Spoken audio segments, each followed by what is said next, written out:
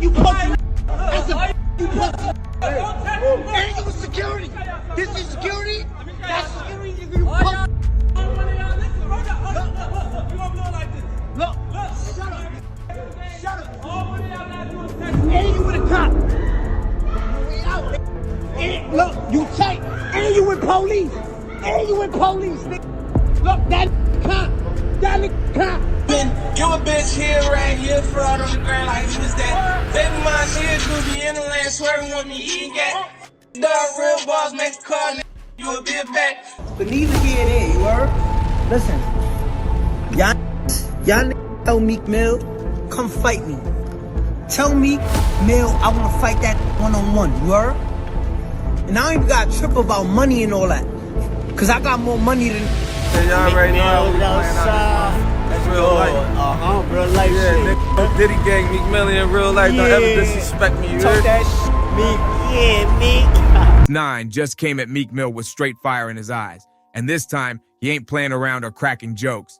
I'd have been like, all that you're doing is stupid at this point. I know you might have got on from doing it and it worked out to be able to make some money, but I think you need to slow down. I think you beefing with too many people right now. You putting the wrong energy out, and the world will deliver the energy that you putting out. Like, you delivering a gangster type of energy now. He locked up in the middle of some shit. So, you know, you gave out that energy, you kind of got that energy back. I seen him one time and I was like, yo, I want to holler at you real quick. He was like, all right, I'm going to holler at you in a second. And I was going to tell him, like, things not talking about prison. It's like, yo, stop putting that energy out. You get money now. Yeah, man. You know what I'm saying? And nobody want to live like that. You can't live with 10 security guards forever. Now that Meek's name got pulled into that wild Diddy scandal mess, 6ix9ine saw the perfect shot and didn't waste a second. These two already been at odds for years, but now things just hit a whole new level of ugly. This beef didn't start yesterday, Nas. It's been cooking since way back in 2018. That's long before any of them Diddy boy toy whispers started flying. That's a fact, you pussy. That's a fact, you pussy. And you was security. This is security. That's security, nigga, you pussy. Look, shut up. Shut up. And you with a cop. And look, you tight. And you with police. And you with police, nigga. Look, that cop. That cop. When 6ix9ine got locked up on those major federal charges, he folded fast, like microwave fast. Dude started naming names like it was court karaoke. He was pointing fingers so hard it looked like he was auditioning for a snitching Olympics. The whole rap scene had eyes on it, and Meek Mill was one of the loudest ones calling him out. He said what a lot of folks were already thinking, called it betrayal, plain and simple. Meek's always pushed that real one lifestyle, standing firm on prison reform, staying solid, and pushing justice. In one 2018 interview, he even tried to give 6ix9ine some guidance, telling him, you give out that certain kind of energy, and that energy actually comes back. What? Yo, wait a minute. Wait, You didn't hear this? No! That wasn't shade. That was a full-on warning. But by 2020, things went from tense to flat-out chaos. Meek took it to X, trying to shut down 6ix9ine's wild IG lives. He fired off, I hope that rat going live to apologize to the people he told on or the victim. Boom! That was a direct hit. At that point, this beef wasn't just loud. It was toxic for real. People really got short memories, huh? 6ix9ine snapped and took it to a dark place. He said, y'all forgot that fast? A rat got Nipsey eliminated. He didn't name names, but the shade was heavy. He hinted that Nipsey's killer wasn't even supposed to be walking the streets. Then he hit everyone with a cold line. That's all I'ma say, cause he gone now. Left his baby mom and kid like a coward. That wasn't just petty. It was ice cold. Right after that, 6ix9ine aimed straight for Meek Mill's neck. He fired back at Meek's tweets with, imagine having a newborn baby come into the world and be pressed about a Mexican with rainbow hair. Oof! That stung, especially since Meek had just welcomed a baby with Milan Harris. Instead of enjoying fatherhood, he was out here trading shots with an internet troublemaker. And Meek? Man, he couldn't resist. All the champagne was spiked, son. Like, all the champagne was spiked. Everybody was passed the out. I don't drink, so I was playing that off like I don't drink. I smoke.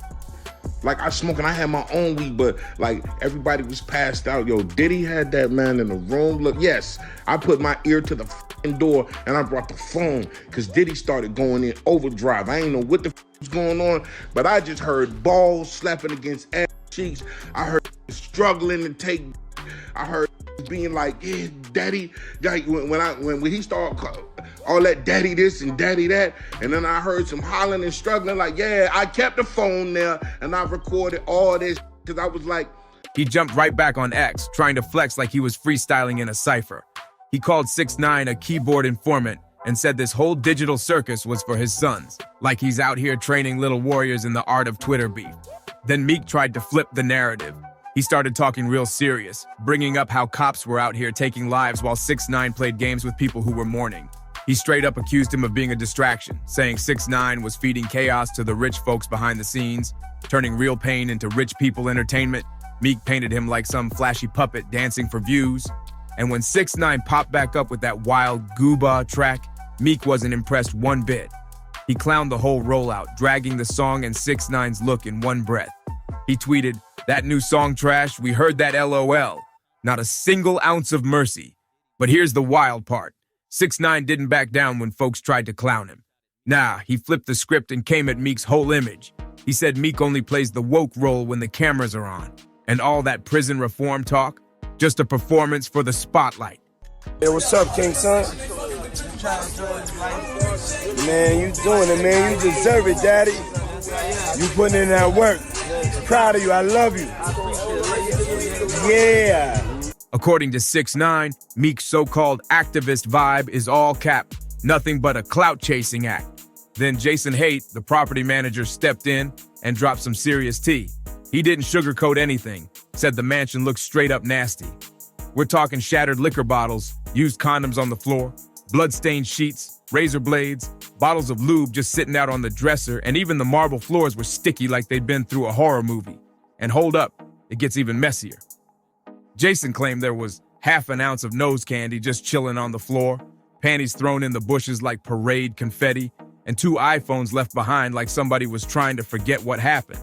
And we got a lawsuit. So the Lil Rod lawsuit we got. Yeah, I read through the whole thing. And it didn't mention Meek by name, but there was a footnote. A Philly rapper who used to date the name Nicki Minaj. It was like a Jeopardy question. Duh, who is that? There could only be one person on the planet. Unless there's a Philly rapper that also dated Nicki that no one knows about, it's obviously Meek Mill. So essentially, I reacted to, like, I literally found out on stream, like, what the f? I'm like, yo, no way Meek Mill was in these free calls. And here's where it gets extra twisted.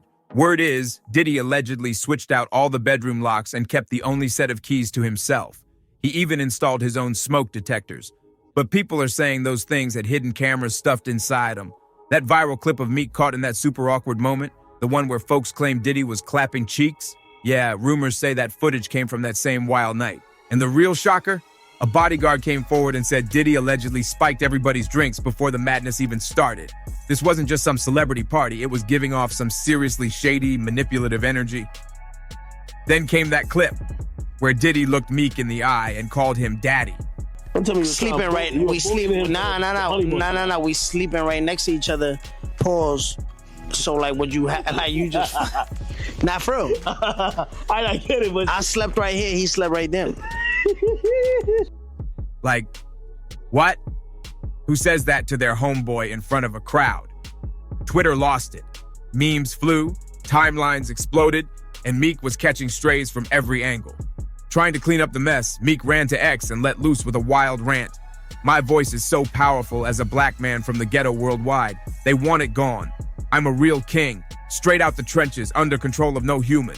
He pointed fingers at bots, fake smear campaigns, and shady politicians out to bury his name. Drama overload. Then he dropped a bomb. Said he dropped $100,000 trying to figure out who's behind all the chaos. He posted, "The streets know what's up with me." It's not the case. But let's be real, those viral clips, still living rent-free in people's heads. On the business tip, Meek claimed he was going all in to clear his name. He said, "I got $100K for a thorough investigation of who's powering and how exactly my name connect to this." It sounded serious. But where the proof at?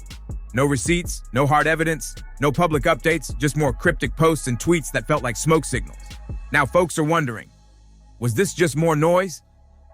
Because if you're spending stacks and your name's getting dragged, wouldn't you want to show the world what you found? Or is it just smoke and with no actual fire? And this ain't just internet gossip.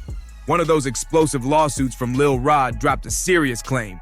He said Diddy was hooking up with a rapper from Philly who used to date Nicki Minaj. Be real. Who's the first name that pops up in your head? That clue had people doing mental gymnastics, connecting dots that probably shouldn't even be in the same puzzle. The internet ran wild with it, and now Meek's name is in places he never wanted it to be.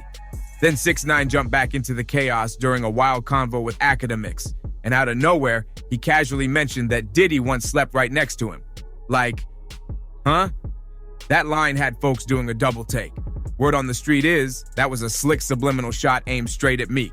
Like he was lumping him right into that same freaky bed situation, just by association.